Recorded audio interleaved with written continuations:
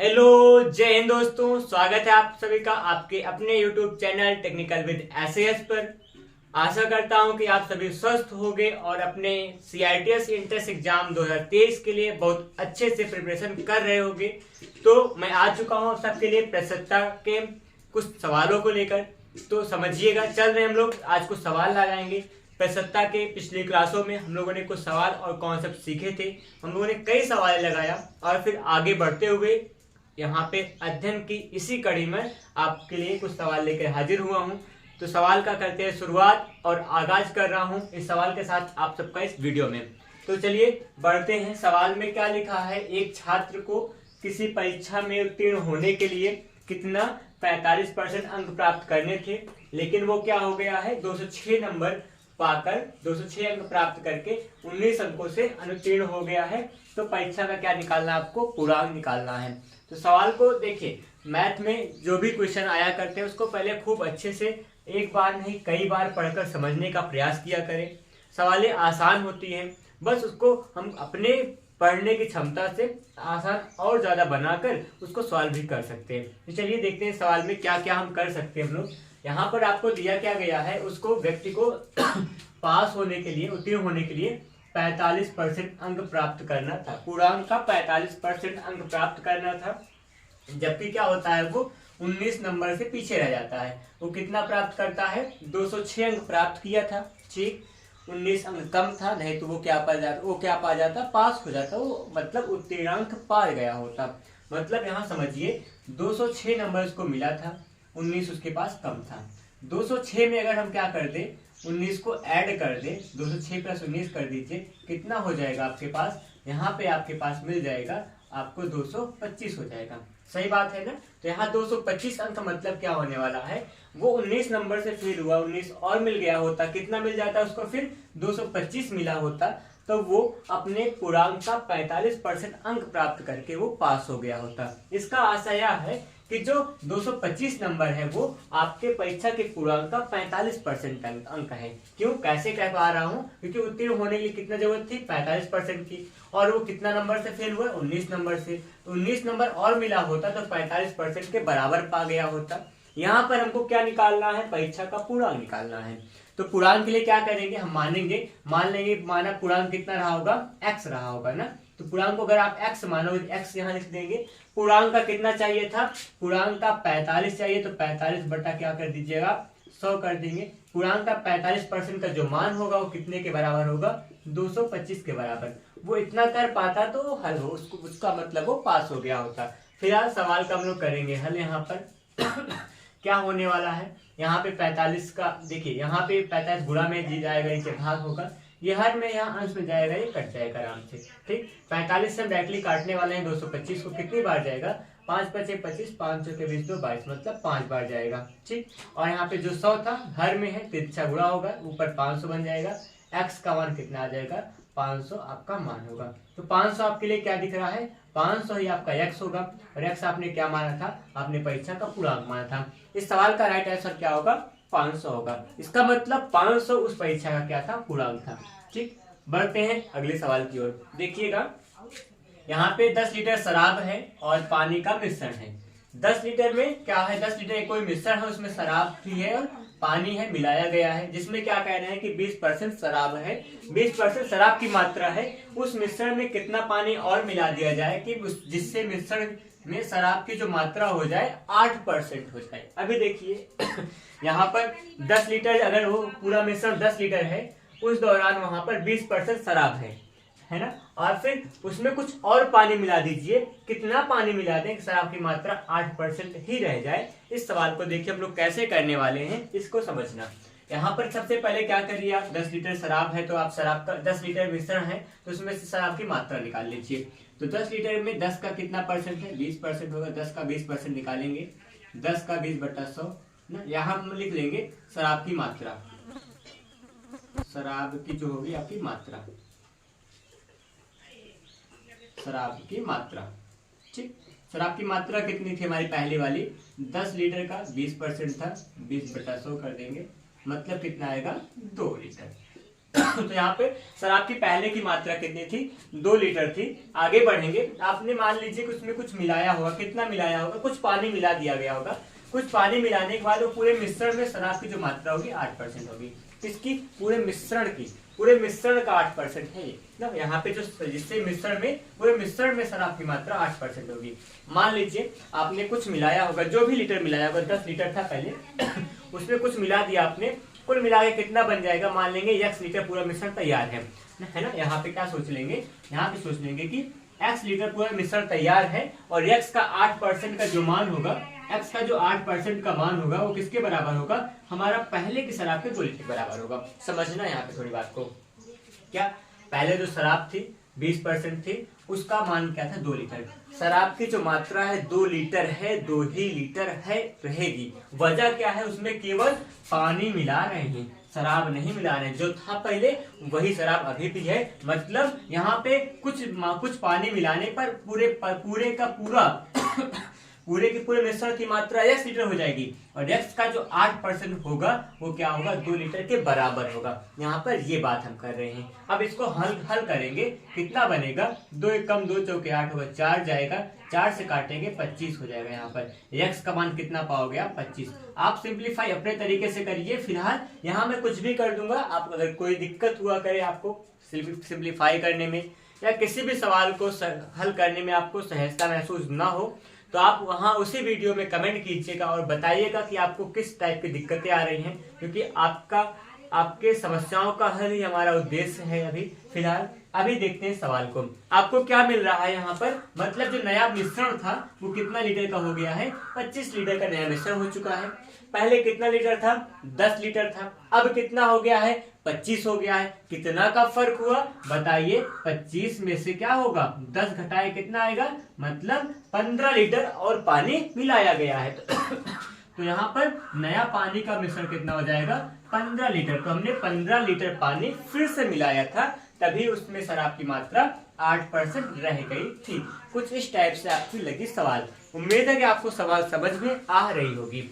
फिलहाल बढ़ेंगे अगले सवाल की ओर। अगले सवाल में क्या लिखा है, एक ऑफिसर का वेतन जब 540 रुपया से बढ़ जाता है, फिर क्या हुआ, फिर तब यह 4140 रुपया हो जाता है, उसके वेतन में कितने प्रतिशत की वृद्धि हुई। बहुत आसान सवाल है। इस सवाल को वैसे मैं आपके लिए देने वाला हूँ।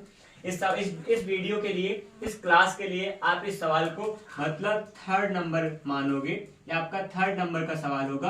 अगर आपको आंसर देना होगा 3rd नंबर को यहाँ पर टैग करके आप दोगे सवाल का आंसर, ठीक है। फिलहाल मैं आपको हिंट दूंगा, कुछ हद तक बता देने वाला हूँ। कैसे लगने वाले सवाल देखते हैं। जैसे अभी आप क्या समझने वाले हो, ऑफिसर का वेतन 540 रुपये बढ़ा दिया गया ना, पहले कुछ भी रहा होगा, अब बढ़ा दिया गया, बढ़ने पे इसका मान कितना हो गया है, 4140। तो आप बताइए पहले वेतन कितना रहा होगा, अगर बढ़कर इतना हो गया तो जो बढ़कर हुआ उसी में से इतना घटा दो, तो मतलब पूर्व वेतन निकाल लेंगे। जो पूर्व वेतन रहा होगा वो कितना रहा होगा, पूर्व वेतन मतलब 4140 में से आप घटाओगे 540 को, घटाने कितना आएगा, घटा के देखिए, मुझे लगता है यहाँ पर 1 मतलब 3 और फिर यहाँ 4, 100 निकल जाएगा, 400 बचेगा, 3600 आएगा। क्या चेक करिए, 36 रुपये आ रहा है शायद, 3600 रुपया है ना। सही है, 36 रुपया आ गया। तो मतलब पहले का वेतन कितना था, 36 रुपया था। आपको क्या निकालना है, प्रतिशत वृद्धि। प्रतिशत वृद्धि का फॉर्मूला क्या होता है, प्रतिशत वृद्धि बराबर वृद्धि बटा में पूर्व मान गुणा में 100, कुछ ऐसा करेंगे। मतलब वृद्धि के लिए क्या लगाएगा, प्रतिशत वृद्धि का मान क्या होगा, बराबर वृद्धि कितनी हुई है, 540 रुपए की हुई है, गुणा में 100 लगा दीजिए, अंश में ही रहेगा ये, बटा में 3600 पूर्व मान लगाएंगे, पहले का जो मान होगा। इस प्रकार इसको आप सिंप्लीफाई करोगे, आप करके देखोगे, जैसा भी आपका हल होगा आपको इसका आंसर कमेंट सेक्शन में देना होगा।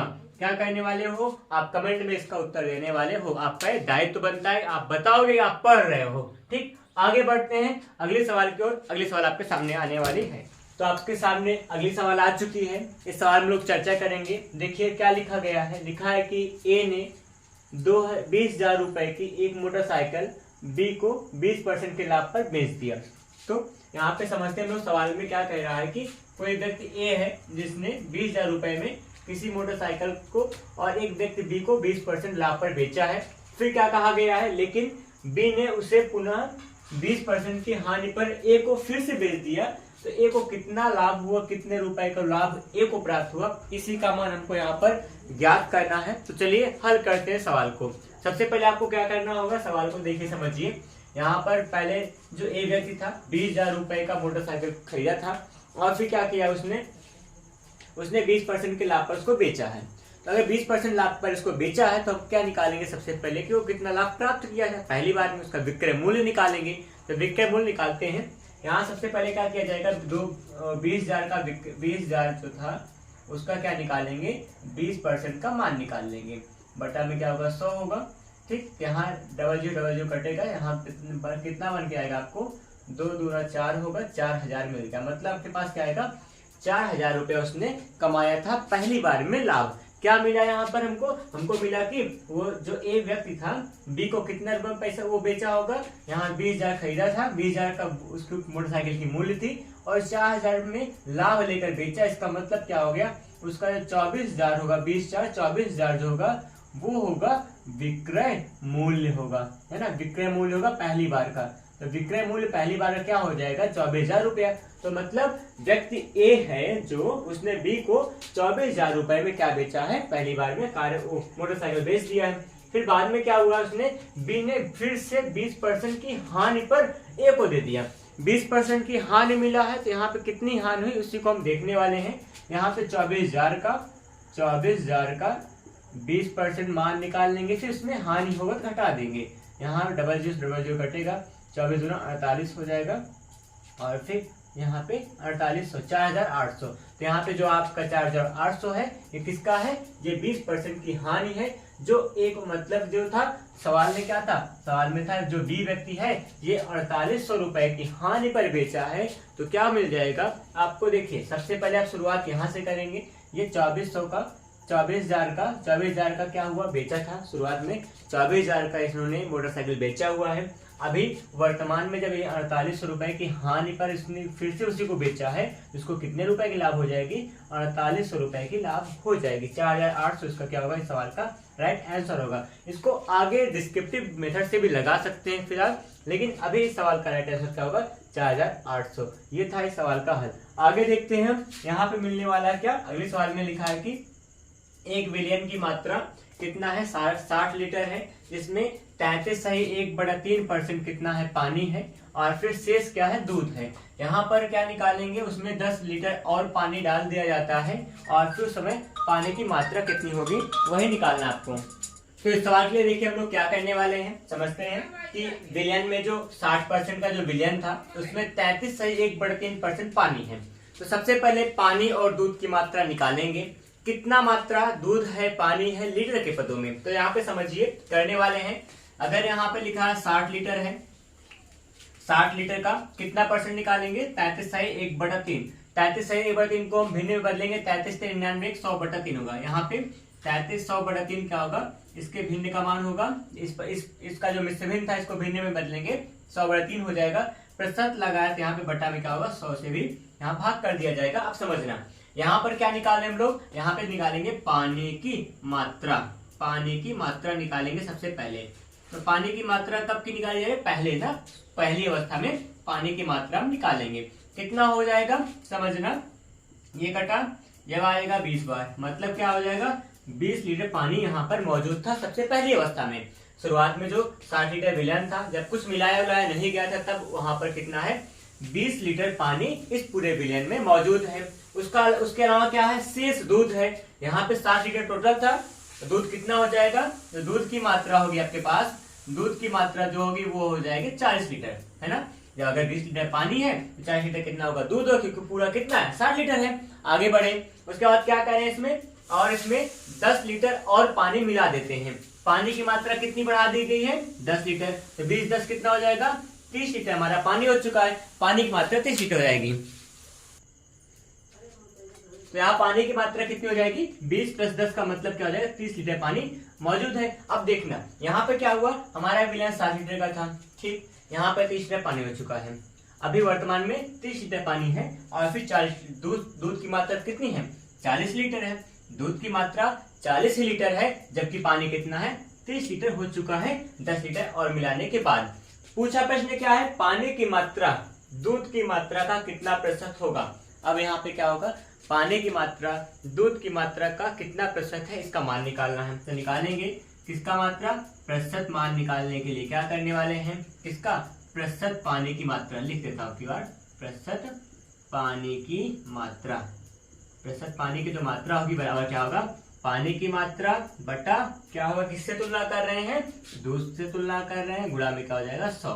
निकाल लीजिए, 1 0 0 कट जाएगा, 4 से जाएगा 25 चौके 100, 25 से कितना होगा 75। तो मान कितना आया, 75 होगा। मतलब पानी की जो मात्रा है दूध की मात्रा का कितना है, 75% है। तो कुछ इस टाइप का था आपका सवाल।